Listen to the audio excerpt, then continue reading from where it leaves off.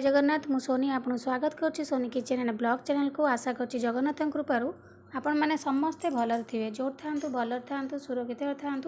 Video को fast to last जाए देखुए। जदि पसंद आसला गोटे लाइक करेंगे, फ्रेंड सहित शेयर करेंगे और चैनल जब नुआ अच्छा चैनल गोटे सब्सक्राइब करने।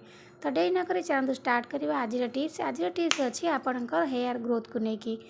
तो हेयर ग्रोथ पर ये मुझे नड़िया तेल माने कोकोनट ऑयल नड़िया तेल मन भर आसो आपणकर क्वेश्चन कि आप अलग तेल भी यूज करेंगे नड़िया तेल छड़ा, किंतु नड़िया तेल ही आपणकर चुटी ग्रो करने बहुत हेल्प करिवो। ता सहित चुटी आपणकर शाइनिंग करिवो, सिल्की भाया लगे और बहुत सुंदर ग्रो करिवो, बिल्कुल भी झड़बनी। तो आपन चेष्टा करेंगे ये नड़िया तेल ही नापी। तो ये मुझे गोटे चामच नहीं जाऊँगी नड़िया तेल।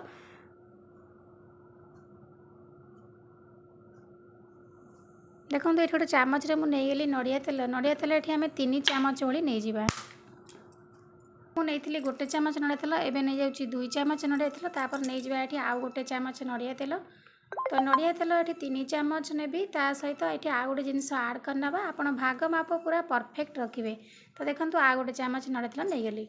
तो आपंकर चुटी जब बहुत लंग हो कि आउ जब बेसी किए लगेबार थो तो आप सब क्वांटिटी जाक आप कौन करेंगे ना बढ़े ने। तो आपड़ ये जो आदिवासी तेल यूज कर आकु लगेला पर आप आदिवासी तेल भी भूली जाए। तो देखो ये एत सुंदर आपंकर चुटी ग्रो करने हेल्प कर। प्रथम कथा होची आपंकर चुटी झड़वा ये पूरा बंद करदेव। चुटी झड़िया बंद हो माने आपंकर चुटी ग्रो हवा आरंभ हम। ता सहित चुटी आपंकर घन हम पूरा गहवा मोटा बाल ता सहित लंबा। तो देखो ये नड़िया तेल गोटे चामच मेजरमेंट ठीक रखिए। तो 3 चामच नहीं जाइए। ता सहित ये मुझे नहीं जाऊँगी गोटे लेंबू। लेंबू को काटी ने 3 चामच नड़िया तेल आम नहीं जावा लेंबू गोटे चामच।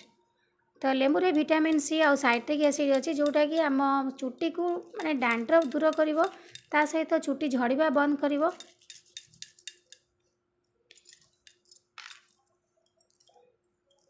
तो देखो ये मुझे लेंबू को फाड़ा करने गली। तो ये मुझे पकई नौची लेंबू। तो गोटे चामच नड़िया तेल 3 चामच नड़िया तेल ये मुझे पकई नहीं गोटे चामच लेंबूर रस। तो लेंबूर रस पकई सारापर आपन ताकू भल भाव कौन करेंगे ना गोले ने। लेंबू रसर जो पोषक तत्व अच्छी सी कौन कर ना आम चुटी जो इन्फेक्शन हुए बाल मूलटाक ताकू सब इन्फेक्शन को दूर करदेव। इन्फेक्शन दूर कर सहित डैंड्रफ दूर कर आ चुटी को आपणकर ग्रो कर बिल्कुल भी झड़िया को दबनी। तो ये 2टा जाक जिनस को आप कौन करेंगे ना कंटिन्यू पूरा भल से गोलातु। भल से गोलेला ही 2 जाक जिनस मिसिबो, नले आपणकर एटा मिसिबनी भल से। तो देखो मुझे केमती घाटुची आप ठीक से भाई घाटी देवे। देखिए बहुत बहलिया होगी केते सुंदर भाव में मिसीज ना आपणकर लेंबू रस अलग नड़िया तेल पूरा अलग अलग हो। तो देखो एमती कंटिन्यू भल भाव में घाटी नियंतु। देखिपे आप घाटी नेला केते सुंदर भाव में एटा टिके मोटालिया देखागला। ना आपणकर लेंबू रस पतला को नड़िया तेल पतला तो बिल्कुल देखा जानी था। तो यही भाव में आप कोकोनट ऑयल और लेमन जूस को भल भाव में मिक्स करनियंतु। देखु मुझे भल भाव में मिक्स करने गली। तापर आपको आप लगे आउ थे कही रखुची आपणकर ये लेंबूटा डैंड्रफ दूर कर जो पोषक तत्व अच्छी सी आपणकर चुटीर इन्फेक्शन को दूर कर सहित आपणकर चुटी की झड़िबा भी बंद करदेव। तो देखो ये भल भाव में मिसी नहीं सारापर आप कौन करेंगे ना चुटी रे लगेवा आरंभ करेंगे। चुटी मूल सहित भल भाव में आगे कौन करेंगे ना मूल गुड़ाक मालिश करने। चुटी मूल को माने रूट जाक भल से मालिश करेंगे।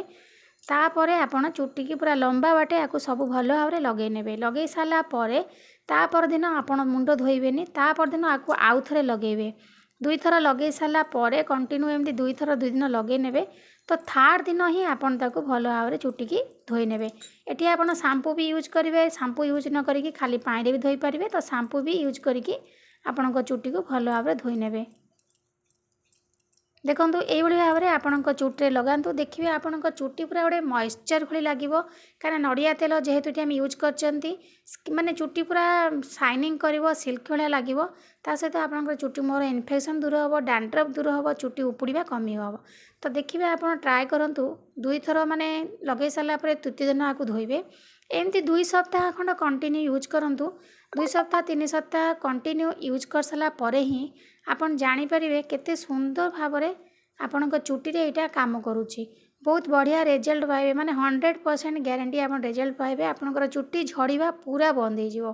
तो चुट्टी झड़वा गोटे बड़ समस्या आजिकल समस्तଙ୍କର चुट्टी झड़ुची छोट पिलाठू आरंभ करिकी बड़ लोक पर्यंत कहीं चुट्टी अकाଳରେ पाचिଯିବା तार मुख्य कारण होची आमर खाद्यपाद्यर जो बाहर खाद्य आम जो खाऊँ तो खाद्यपाद्यर जो सार पनीपरिया सब रोचे तो सी ही आम चुट्टी को खराब कर दूची। ता सहित प्रदूषण होची आम पानी ठीक से न पीवा आम चुट्टी बहुत झड़ब। तो छोट पिलांकर झड़ी जाऊँगी तो खाद्यपाद्य असुविधा नहीं कि भी चुट्टी झड़ुची कहीं खाଇବା गुड़ा आम सब जहाँ भी खाऊँ आजिकल खाद्य गुड़ा सब विष सार तेणुक आम स्वास्थ्य बहुत खराब रोचे चुट्टी भी से झड़ुची। तो देखो आज वीडियो आप निश्चित भाव में पसंद आसो जब पसंद आसते गोटे लाइक करेंगे फ्रेंड सहित सेयार करेंगे आ चैनल जब नुआ अच्छा चैनल गोटे सब्सक्राइब करने। तो आज मुझे विदाय नौ पुणी देखा आप सहित नेक्स्ट वीडियो से पर्यंत रोचे नमस्कार जय जगन्नाथ।